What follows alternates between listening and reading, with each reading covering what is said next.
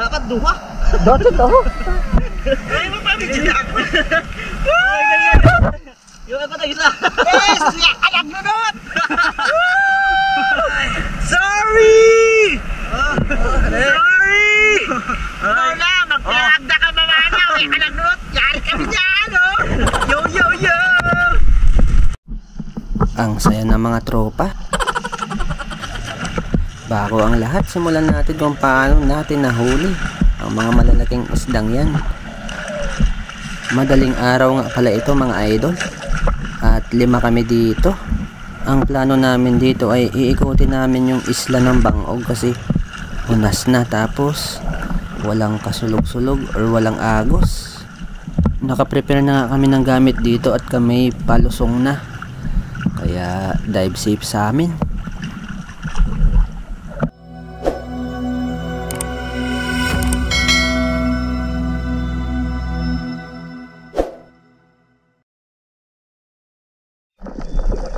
Ang una nga nating nakita dito ay mga danggit, grupo ng mga danggit mga idol. Ang lalapad dito. Nahirapan nga ako pumili kung saan ang uunahin ko dito. Hinahanap ko talaga yung pinakamalaki. Medyo malabo pa nga ang dagat dito kasi dahil sa malakas na amihan at ngayon lang nagkalma ng konti. Ito yung napili natin mga idol. Mailap kasi yung iba, kaya ito na lang. Tuhog kang danggit ka. Ang lakas o, dala yung bala ng pana ko. Hindi ko pala na-videoan kung paano ko nakuha yung danggit. Dinila kasi sa malalim na part, kaya ang ginawa ko, hinila ko na lang yung tali. Dito ngayon napadpad tayo sa mga lumot. At ito ang nakita natin, isang matang pusa. Ayun o, nailaw pa yung mata.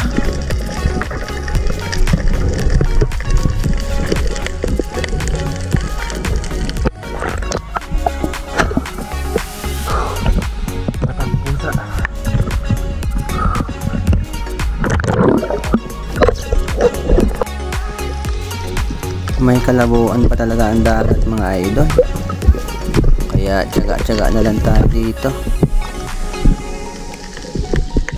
Ito yung pangatlo nating nakita, isang manitis. Sa mga bago po, paki-follow or subscribe naman ang ating channel mga idol. Maraming salamat.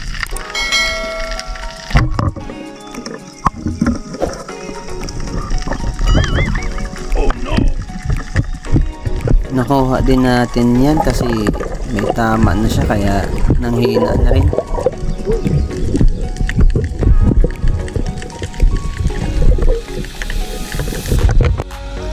Eto naman isang dalagang bukid.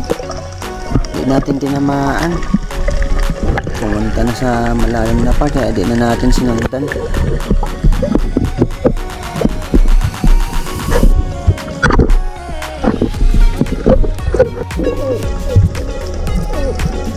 Isang manitis na naman ang nakita natin. Ayun o.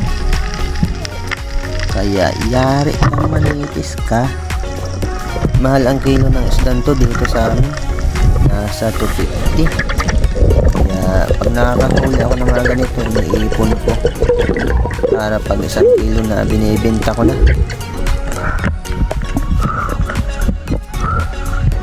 Manitis mga idol.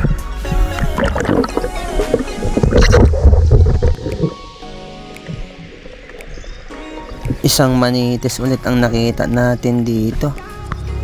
Ayun no. Kaya sapul kang manitis ka. Kaso hindi tinamaan, nakawala. Pumunta na sa tislob o dun sa malalim na part na parang bangin. Dito nga sa amin ganun ang bahora dito. Parang bangin, palalim. At ito na mga idol ang hinihintay nyo. Ayun no. Ang laking longnose emperor. Nagpapahinga lang sa lumot. Sinigurado nga natin na magigitik natin to para hindi tayo mahirapan, at yun nga ang nangyari. Tinama natin sa pinaka-spine niya, kaya hindi na nakapalag.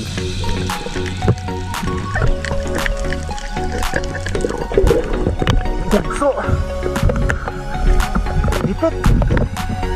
Buti na dipit! Nakahuli din pala yung isang kasamahan ko na andun sa hulihan ko. Nasa malalim na part siya kaya dun niya nakita yung isa. 4.3 kilogram nga yung sa kanya mga idol. Itong akin naman ay 5.4 kilogram. Lamang lang ako ng mga 1 kilo.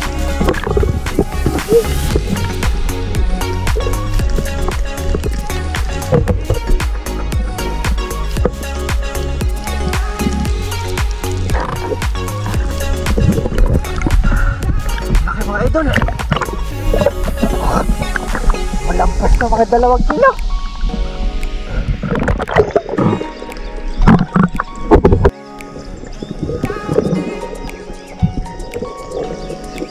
Isa na namang manitis ang ating nakita. Kaya eto, sinigurado na natin to.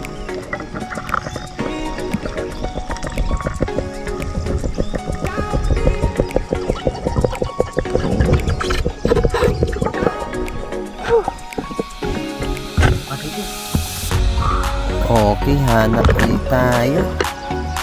At eto yung nakita natin, isang dalagang bukid mga idol. Good size na rin.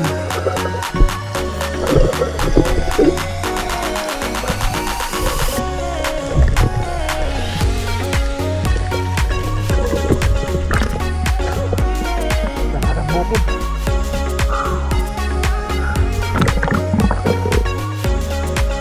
Dito nga sa part na to ay may hinahabol tayong malaking bayanwag or needlefish mga idol. Ang laki nito, mga 1 kilohin. Ayun oh. Kaso ang ilak nagpapahabol. Sinundan nga natin yan kaso hindi natin naabutan. Sobrang ilap talaga. Sayang, mahal din ang kilo nun. Nasa 200 ang kilo o 250 din. Hanap na lang tayo ng iba. At ito yung nakita natin, isang matang pusa ulit. Ayun no, nakatago sa lumot. Akala niya hindi natin siya makikita. Umiilaw kasi ang mata yan pag natatapatan ng flashlight. Matang pusa.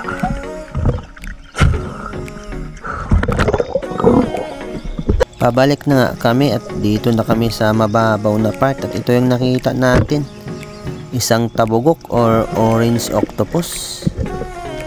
Ang pugitan na nga pala ito ay hindi ito masyadong lumalaki. At ang kagandahan dito ay hindi ito makunat, malambot ang karne nito. Pero ito yung matapang na pugita, masakit ito mangangat mga idol. Talagang tuklap yung balat mo dyan.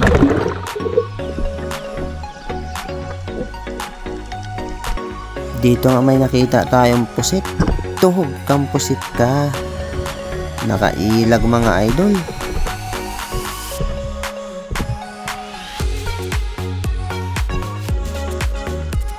Eto na yung panghuli nating nakita mga idol. Isang manitis ulit. Kaya sapul kang manitis ka. Sinigurado na natin to. Masarap nga pala ipaksiw ito kaya sinabawan.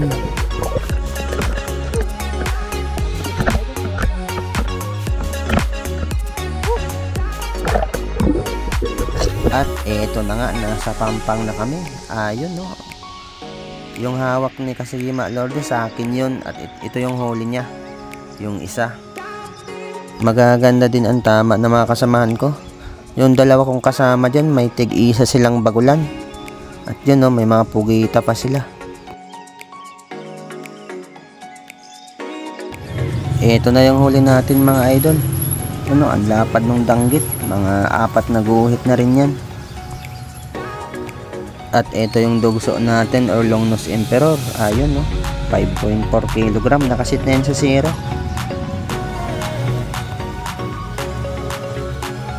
Nabinta ko yung longnose emperor ng 1,250. Kaya jackpot mga idol. Salamat sa biyaya. Thank you Lord. Hanggang dito na lang mga idol. Maraming salamat. Huwag kalimutang mag-subscribe or follow sa ating page.